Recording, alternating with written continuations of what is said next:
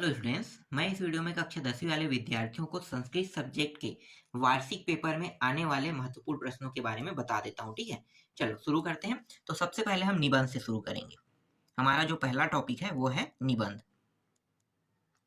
देखो निबंध में क्या क्या निबंध आ सकता है। तो निबंध में जो हर साल आता है ना, हर साल आने वाला निबंध महाकवि कालिदास का है। ये निबंध आप याद कर सकते हो, महाकवि कालिदास का। दूसरा जो निबंध है जो हर साल आता है ना, वो है सदाचार।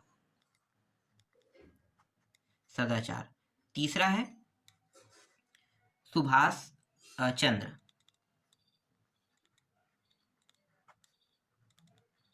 चंद्र। और एक और निबंध है मम प्रदेश। प्रदेश। ठीक है, ये मम प्रदेश। 4 निबंध है और इनमें से अभी तक जो रिकॉर्ड में हर साल आया है वो निबंध है आपका महाकवि कालिदास। तो अगर फोकस करना चाहते हो तो इसमें फोकस कर सकते हो।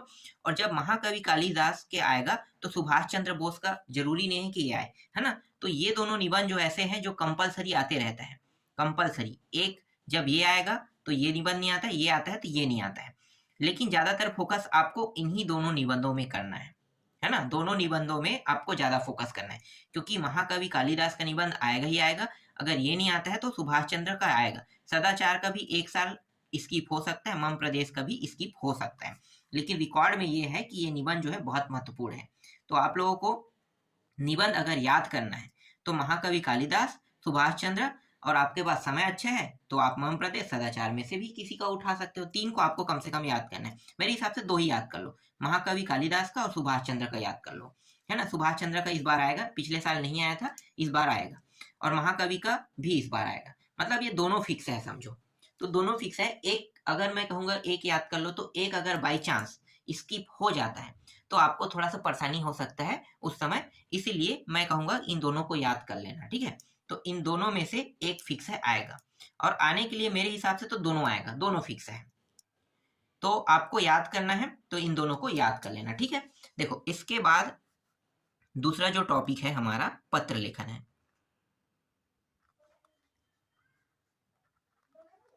पत्र लेखन। पत्र लेखन में सिर्फ आपको एक ही याद करना है, हर साल आता है, हर साल आता है। इससे पीछे पीछे पीछे हर साल आया है ना। लेकिन मैं आपको 3 दूंगा, पर आपको महत्वपूर्ण जो याद करना है वो आपका है अवकाश का है। अवकाश का प्रार्थना पत्र।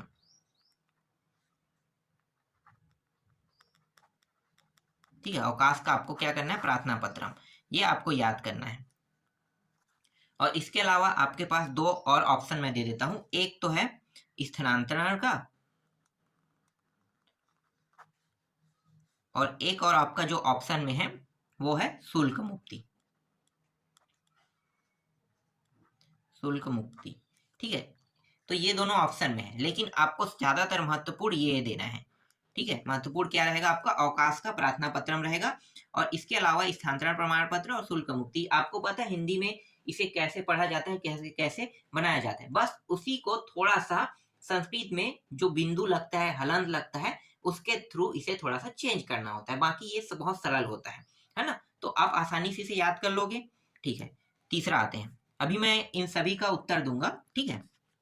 तीसरा देखो, तीसरा जो है आपको याद करना है, श्लोक याद करना है, ठीक है। श्लोक, कितने श्लोक याद करोगे, श्लोक की संख्या 8 होना चाहिए, ठीक है। 8 श्लोक याद करना है आपको। मैं 8 क्यों कह रहा हूं, देखो पिछले साल का जो पेपर आया था उसमें 4 श्लोक आपको लिखना है, लेकिन 4 श्लोक जो है ना वो आ गया था हिंदी में अनुवाद करने के लिए आ गया था। और दोनों जो श्लोक जो आया था, मतलब जो आपको लिखना है, हो सकता है आपको जिनको लिखना है वही इस प्रश्न पत्र में आ गया तो, है ना। और वो सिर्फ 2 हो गया तो आप 2 ही श्लोक लिख पाओगे और 2 का हिंदी अर्थ कर पाओगे, तो 2 ही नंबर फिक्स होगा। तो आपको क्या करना है, 8 को याद कर लेना है ना। या आप एक काम कर सकते हैं, 8 श्लोकों का, 8 का अगर मैं कहूंगा हिंदी में अर्थ याद कर लो तो जरूरी नहीं कि वही आए। इससे अच्छा है कि 8 श्लोक सरल सरल याद कर लो। कौन सा याद करोगे मैं आपको दे दूं, बहुत छोटा और बहुत सरल याद करना है ना। पहले ये चीज समझ लो। इसके बाद चौथा टॉपिक में आपको सुभाषित याद करना है। सुभाषित,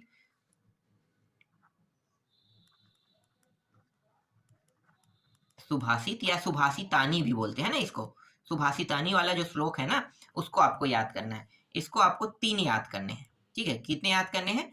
3 याद करने हैं।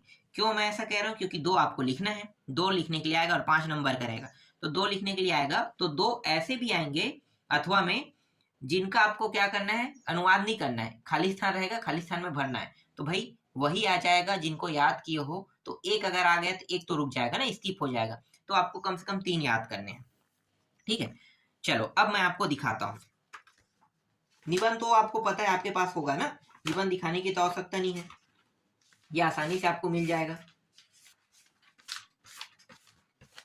मैं आपको दिखा देता हूँ, पत्र लेखन दिखा देता हूँ, वहीं से शुरू करते हैं। निबंध आपके पास रहेगा, पत्र लेखन से शुरू करते हैं।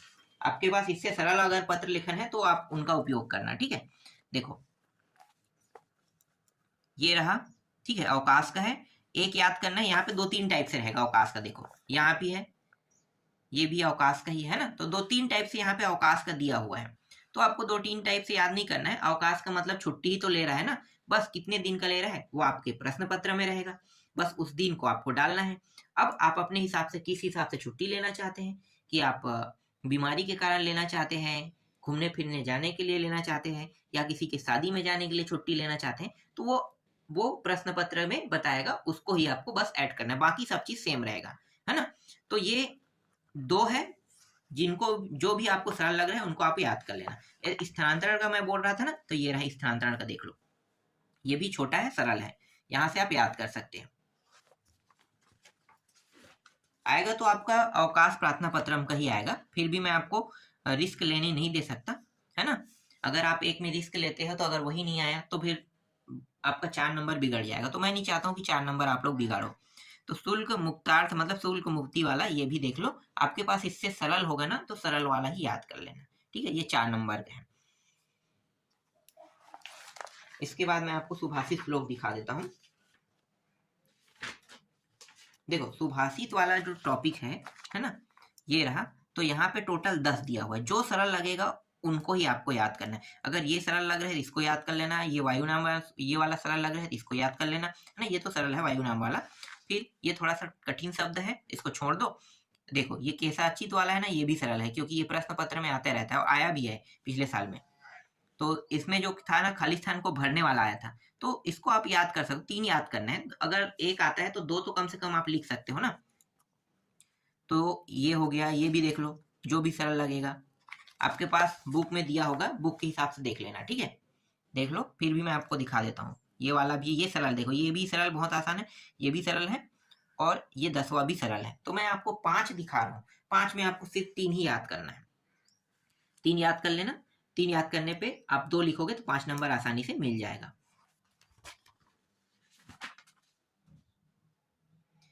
इसके बाद मैं आपको दिखाता हूँ सुक्ति, है ना। सुक्ति यहाँ पे बहुत सरल सरल है। देखो यहाँ पे जो सुक्ति दिखाई दे रहा है, देखो सर्वे भवन्तु सीखना है, बहुत आसानी से याद हो जाएगा, बिल्कुल। फिर अलस्य कुतो विधा, ये भी आसानी से याद हो जाएगा। अलस्य कुतो मित्रम, ये भी आसानी से याद हो जाएगा। शैले शैलेना मणिक्यम, ये देखो 4 लगातार याद हो गया आसानी से। फिर चंदनम न वने वने, ये भी याद हो जाएगा। ये थोड़ा सा बड़ा है, इसको छोड़ दो, कठिन है, ये थोड़ा सा दिक्कत जा रहा है, इसको भी छोड़ दो। 5 हो गए, 3 और देखना है। देखो इसके मनः पुतम समाचरेत, ये भी आसानी से याद हो जाएगा, है ना। माता गुरुतरा भूमे है, ये भी आसानी से याद हो जाएगा। एक और उठाना है हमें, 7 भी काफी है, 7 भी काफी है, जरूरी नहीं है कि 8 ही याद करो, 7 आप याद कर सकते हो, ठीक है। 7 तक के कम से कम याद कर लेना। अगर इनमें से 4 आपको लिखना है और 3 अगर इनमें से जो आप याद किए हो वो हिंदी अर्थ में मतलब हिंदी में अनुवाद करने के लिए आ जाता है, तो आप 4 आसानी से लिख सकते हो, क्योंकि 3 जो है यहाँ से आ रहा है, एक आध तो और अलग आएगा ना। तो आप यहाँ पे टोटल 7 याद कर सकते हो। कम से कम 7 सूक्ति याद करना, 4 लिखने के लिए आएगा और 4 नंबर आपको फिक्स मिल जाएगा। तो देखो अभी मैं कितने नंबर का आपको प्रश्न बता दिया, जो फिक्स है वो मैं पहले बता रहा हूँ ना। तो ये जो है ये 6 नंबर का है निबंध, ठीक है। 4 नंबर का, ये 6×4 कितना हो गया 10। 4 नंबर का श्लोक आएगा 14, और 5 नंबर का ये आएगा सुभाषितानी। टोटल कितना हो गया 19 नंबर, है ना। टोटल अभी 19 नंबर। अब 4 नंबर का एक और प्रश्न बता रहा हूँ। देखो 4 नंबर का जो प्रश्न आता है उसको भी मैं बता देता हूँ। कहाँ गया प्रश्न, हाँ यहाँ पे देखो। ये रहा, इनको याद कर लेना, ठीक है। ये क्या चीज है, अपठित, ये जो अपठित पत्र लेखन एवं निबंध से संबंधित वाला जो टॉपिक है, मतलब अपठित गद्यांश समझो। तो जब एक निबंध आएगा, है ना, नहीं निबंध नहीं, पत्र लेखन, पत्र लेखन आएगा तो पत्र लेखन अ सेक्शन में रहेगा और ब सेक्शन में भी प्रश्न आएगा। तो ब सेक्शन में जो प्रश्न आएगा वो मैं बता रहा हूँ। तो ये ब सेक्शन का प्रश्न है। तो एक तो ये है, ठीक है। यहाँ पे क्या दिया है देखो, ये प्रश्न दिया है, इस प्रश्न को पढ़कर हमें इससे उत्तर ढूंढ के क्या करना है, इस टॉपिक से उत्तर ढूंढ के नीचे में लिखना है। तो ये 1 और 2 दो खंड इसी तरीके से रहेगा, है ना। हालांकि 4 ही नंबर का रहेगा, तो दो प्रश्न इसमें, 2 प्रश्न इसमें आ सकता है। तो इस तरीके से यहाँ पे 3 टॉपिक दिया हुआ है, तो इनको आपको देख लेना है। ये इंपॉर्टेंट प्रश्न है, ये सारे प्रश्न है और सभी का उत्तर भी लगा हुआ है, ठीक है। ये प्रश्न इंपॉर्टेंट है, इसको देखना, 4 नंबर में आएगा। मैं 3-4 प्रश्न दे रहा हूँ, ज्यादा नहीं दूंगा इसमें, ये आपको परीक्षा बोर्ड में आसानी से मिल जाएगा।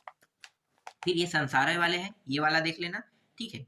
ये इसका भी दिखा देता हूं मैं, ये भी अ बस 2 सेक्शनों में होता है ना। इसमें से अ को बना, आपको मतलब अथवा रहता है, तो अथवा में, अथवा वाले को आप छोड़ना चाहते हो अथवा को छोड़ सकते हो, क्योंकि अथवा में थोड़ा सा सारांश भी लिखना पड़ता है, गद्यांश शीर्षक लिखना पड़ता है ना।